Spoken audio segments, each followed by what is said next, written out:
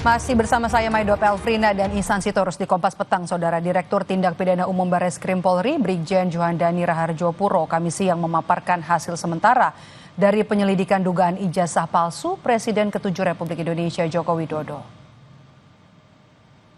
Polisi sudah melakukan perbandingan dengan ijazah dari sejumlah teman sekolah dan kuliah Jokowi berdasarkan aduan dari tim pembela ulama dan aktivis yang beberapa waktu lalu mendatangi UGM dan kediaman Jokowi.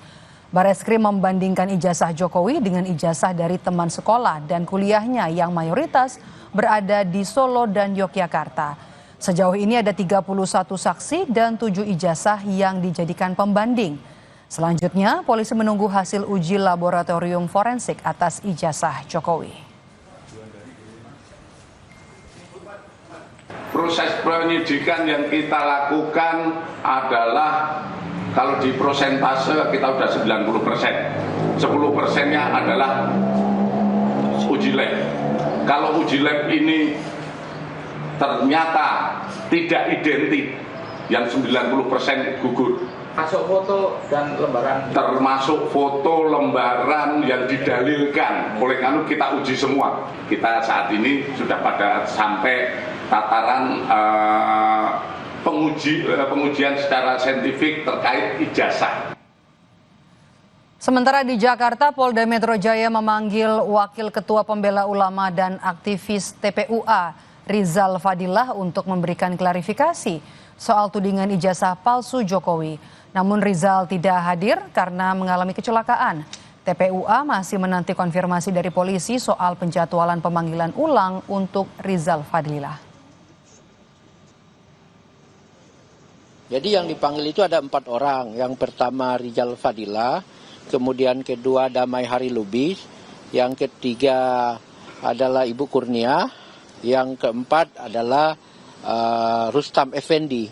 Tapi yang hadir pada hari ini memenuhi panggilan hanya 3 orang dari TPUA sendiri, yaitu Rustam Effendi, Damai Hari Lubis, dan Ibu Kurnia. Dikarenakan Bapak Rizal Fadilah pasca memberikan keterangan di Mabes Polri 2 hari kemarin, itu pulang ke Bandung ditabrak oleh motor ya. Jadi kecelakaan, dan hari ini beliau masih dalam keadaan sakit dan tidak bisa memenuhi panggilan di Polda Metro Jaya pada siang hari ini.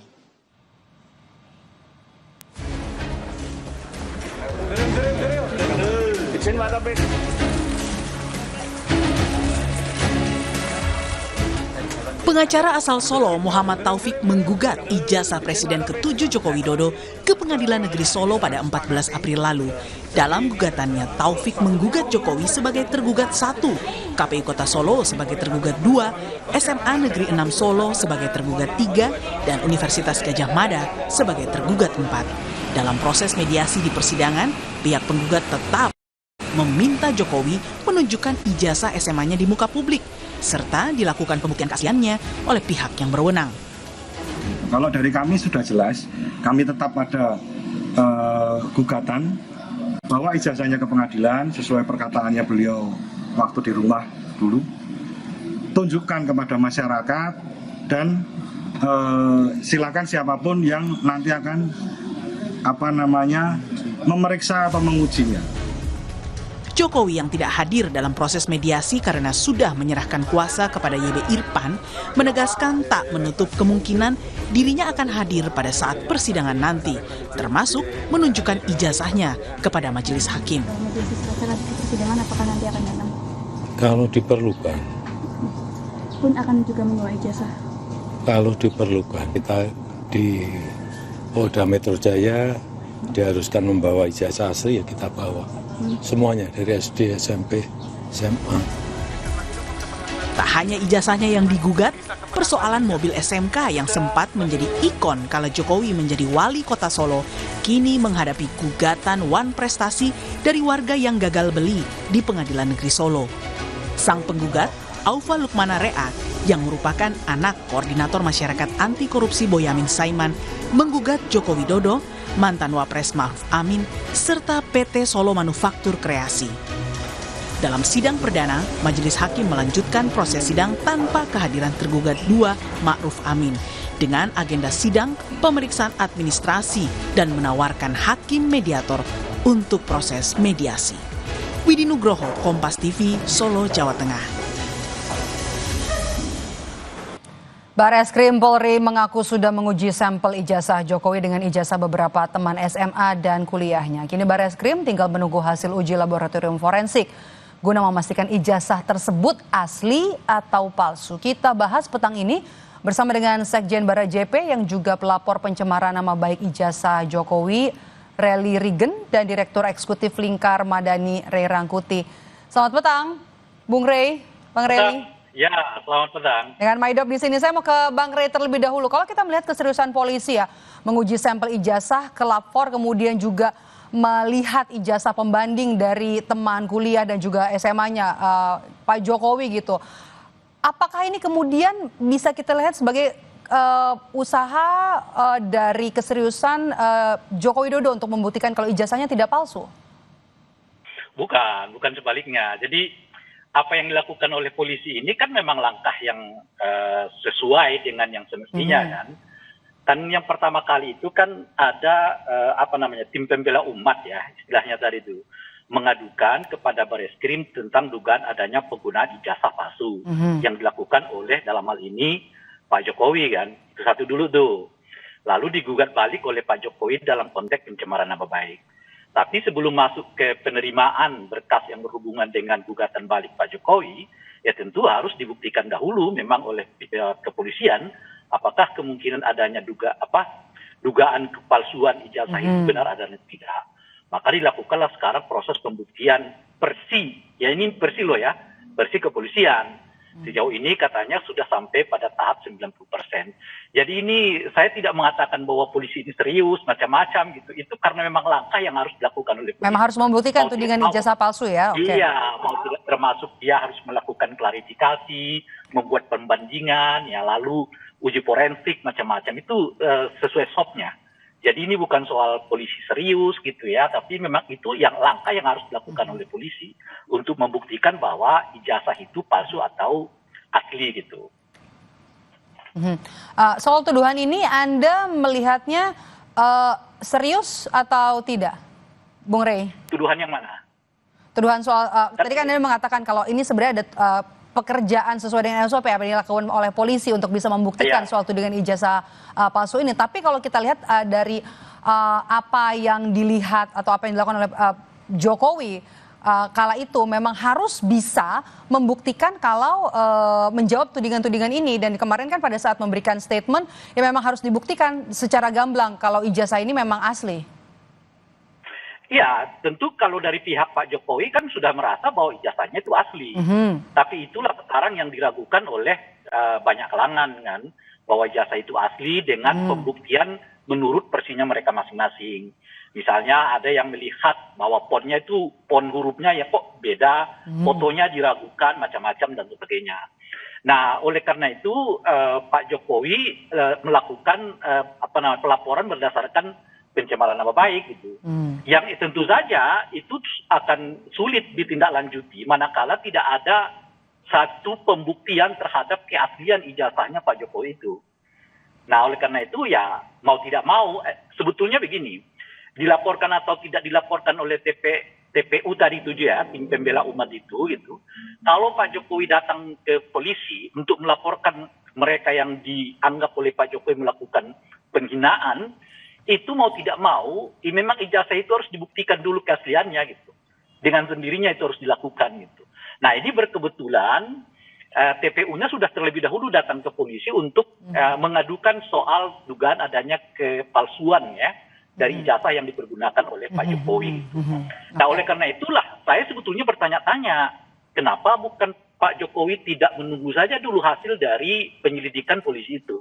Kalau ternyata nanti misalnya polisi mengatakan kami tidak dapat membuktikan bahwa ijazah Pak Jokowi itu adalah palsu, artinya kan Pak Jokowi bisa datang ke polisi untuk melaporkan balik gitu loh. Karena bagaimanapun prosesnya ijazah itu ya mau dilaporkan terlebih dahulu oleh Pak Jokowi atau seperti sekarang dilaporkan oleh TPPU, mau tidak mau objek utamanya itu adalah ijazah, dan itu harus dibuktikan dulu bahwa memang ijazah itu asli atau palsu.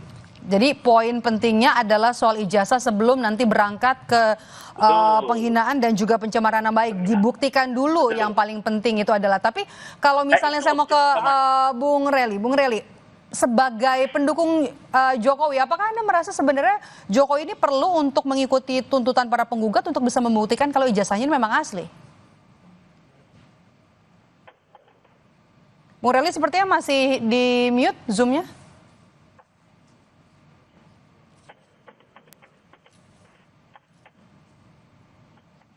Bung Reli, kami masih belum bisa mendengar suara Anda.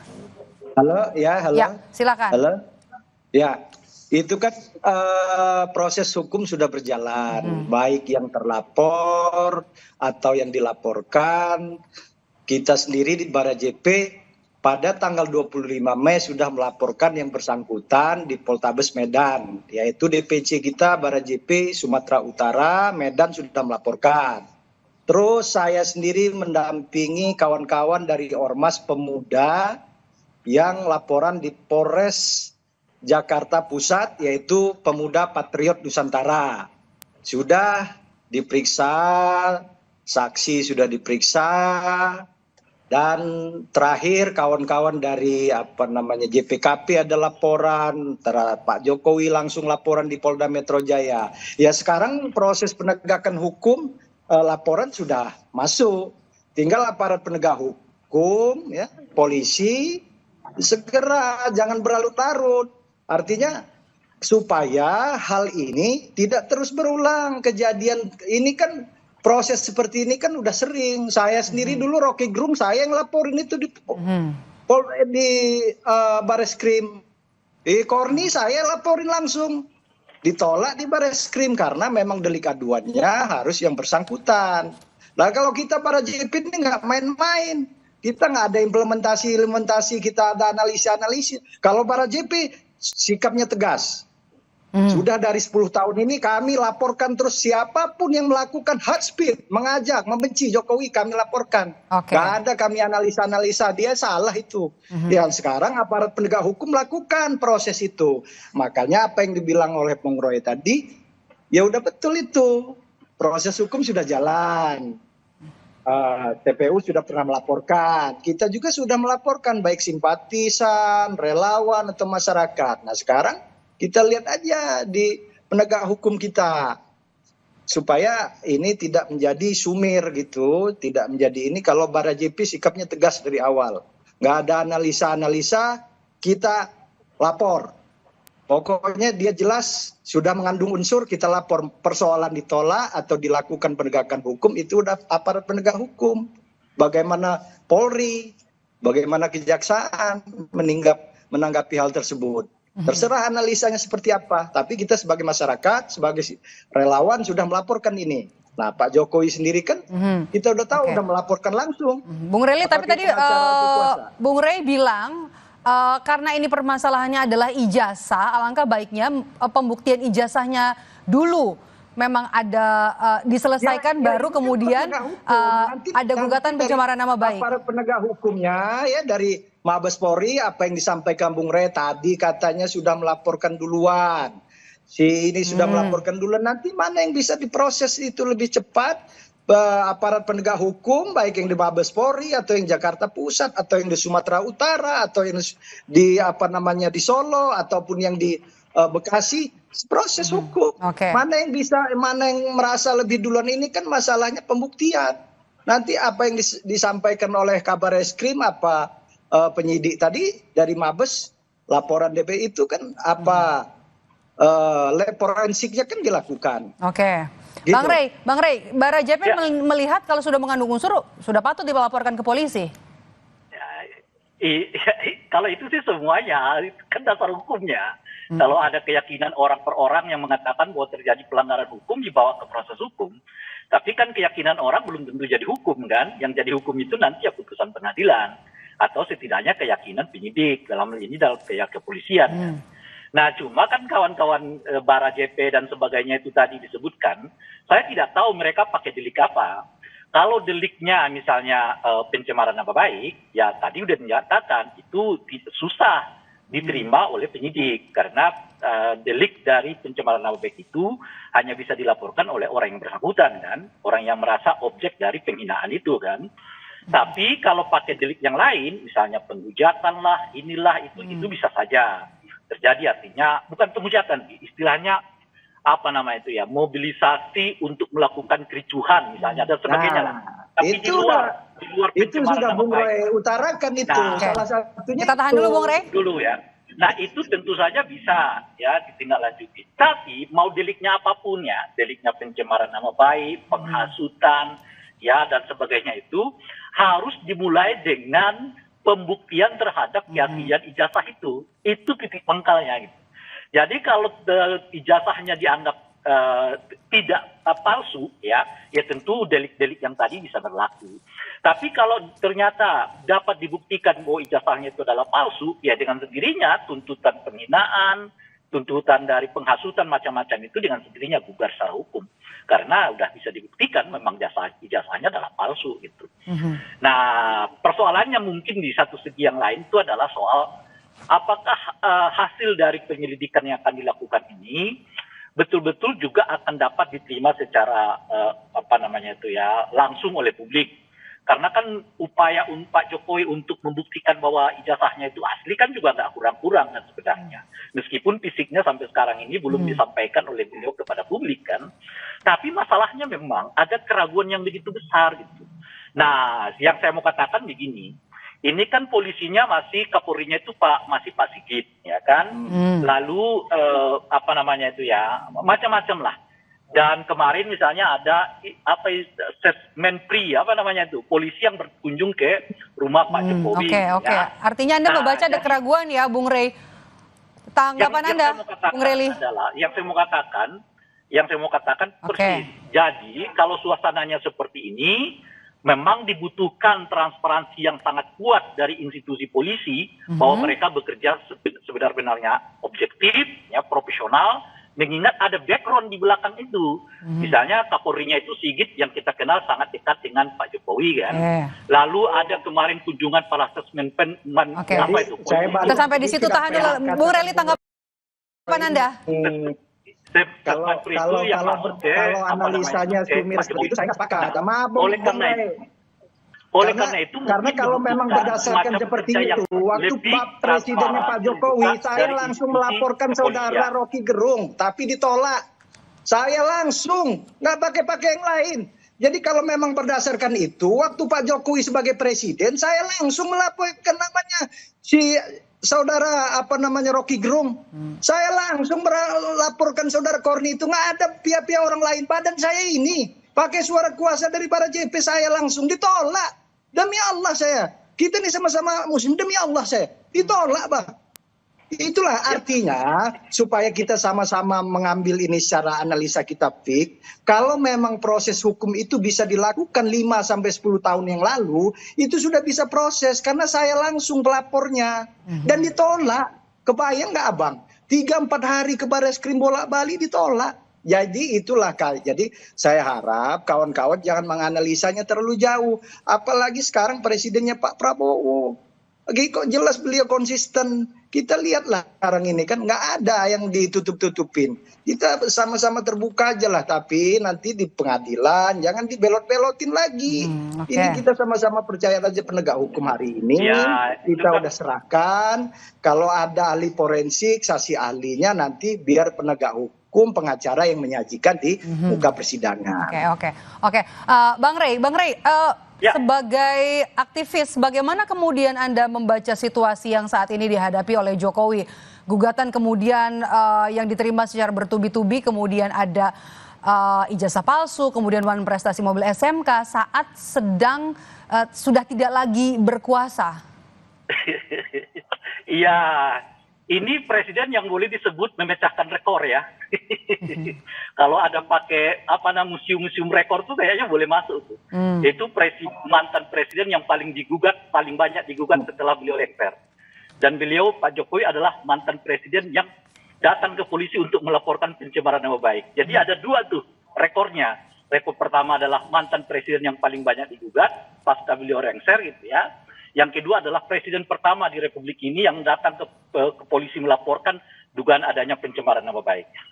Jadi, ya itu kan sebetulnya sesuatu yang sudah kita diskusikan dari dahulu ya kan, bahwa apa yang dilakukan oleh Pak Jokowi pada masa pemerintahannya itu dengan sendirinya akan dapat dituai pasca beliau setelah tidak jadi presiden. Dan ya ini yang kita lihat akhir-akhir ini kan. Jadi ya mau tidak mau ya di satu segi mungkin kita menganggap aduh masalah kita masih begini-begini aja gitu. Tapi ini memang ini masalah-masalah yang sudah bisa kita duga sejak dari awal gitu, bahwa persoalan-persoalan ini akan muncul. Termasuk di dalamnya yang terakhir ini adalah gugatan terhadap pelengseran Gibran. Ini semua bukan sesuatu yang mendadak, sesuatu yang sebetulnya udah bisa didiskusikan, kita bisa bicarakan, kita bisa prediksi sejak dari dahulu. Karena masalah-masalah yang seperti ini. Seperti bicara soal rekor tadi, Anda menyebut soal rekor, Bang Rey, ada kemungkinan nggak ini jadi gimmick politik? Ya, maksudnya gimmick untuk siapa ya? Gimmick yang dilakukan oleh Pak Jokowi atau dari gugatan-gugatan yang diterima oleh Pak Jokowi ini memang murni gugatan atau ada yang menggerakkan, Anda lihat? Saya kira kalau dilihat background dari tim pembela umat macam-macam ya, adalah orang-orang yang memang dari dahulu konsen untuk salah satunya menyoal syarat administrasi Pak Jokowi dalam pencalonan beliau baik di gubernur maupun di presiden. Artinya itu Saudara Roy kan udah bilang sendiri, orang-orang ini memang dari 10 tahun yang lalu memang udah melakukan seperti itu. Kalau ini mau di Sorry Bung, kita tadi kan tidak berdiskusi untuk saling potong. Nah ya, ini kan tadi kan bahasannya ke sana, Bang. Kalau Anda mau membantah, nanti akan dipersilakan oleh moderator untuk bisa memberi ini bantahannya. Jadi kalau dilihat dari background kawan-kawan ini, memang kawan-kawan ini sejak dari dahulu ya terus-menerus mempersoalkan keabsahan itu. Dan memang waktu demi waktu makin banyak kelihatan argumen mereka untuk mempersoalkan itu. Dari kan misalnya soal ponnya, soal foto yang dianggap tidak sahih itu, dan seterusnya itu kan relatif isu yang baru kan, isu yang baru muncul akhir-akhir ini. Kalau dahulu belum sampai ke arah itu kelihatan diskusinya gitu. Jadi makin ke sini makin banyak kelihatan bahan yang dikumpulkan oleh rekan-rekan yang memang sejak dari awal kelihatan mereka ragu terhadap keaslian ijazahnya Pak Jokowi itu, sehingga membuat mereka juga makin intensif. Ditambah tentu saja saat yang bersamaan Pak Jokowi bukan lagi presiden gitu ya, sehingga keraguan-keraguan seperti yang kita sebutkan itu tadi sedikit banyak mungkin berkurang. Bahwa misalnya kalau di waktu beliau diadukan, kita sudah lihat dua orang yang sering mempersoalkan ijazah Pak Jokowi itu kan akhirnya kita sudah dapat poinnya, gitu ya. Bang Reli silakan singkat saja tanggapan Anda. Ya itu kan apa yang disampaikan Bung Rey itu kan dia sudah buat premnya tersendiri. Ya, tadi kan udah saya sampaikan. Roy Suryo dan kawan-kawan ini kan dari 10 tahun yang lalu, dari Pak Jokowi jadi presiden. Pertama juga memang karena jagonya kalah, periode kedua karena jagonya kalah, yang ketiga ini juga jagonya kalah. Ya kalau memang ini kan negara demokrasi, pasca reformasi kita udah sama sepakat kok. Ini pemilihan langsung. Ini bukan dipilih 100-200 ribu orang. Jadi apa sekarang proses demokrasi sudah berjalan, kita sudah lakukan pemilihan langsung yang dicoblos oleh masyarakat. Baik itu pemilihan kepala daerah, pemilihan kepala desa, presiden, gubernur. Ini dipilih bukan oleh 1, 2, atau 100, 300 orang. Puluhan juta orang memilih ini. Dan menggunakan anggaran negara yang besar. Bukannya dicoblos 1-2 orang. Kalau bisa besok saya bawa 100 ribu orang untuk menjatuhkan presiden, saya bawa. Kalau bisa modal gitu. Kalau kita mau, kalau memang hebat nyalon presiden 2009. Ayo. Ayo siapa jagonya sekarang 2029, ayo. Nah, maksud saya kita hargai proses demokrasi ini. Nah, kalau memang jagonya hebat. Kita masih harus tunggu. Tadi seperti yang disampaikan Bapak-bapak soal pembuktian ijazah, langkah dari kepolisian, termasuk juga kita harus menunggu hasil lapor soal keaslian ijazah dari Joko Widodo. Terima kasih sudah bergabung bersama kami, Rely Rigen dari Bara JP dan juga dari Lingkar Madani, Bang Rey Rangkuti. Selamat sore, Bapak-bapak. Saudara, diduga keracunan gas dari AC mobil, seorang taruna IPDN dan mahasiswi ditemukan tewas di dalam mobil. Selengkapnya usai jeda.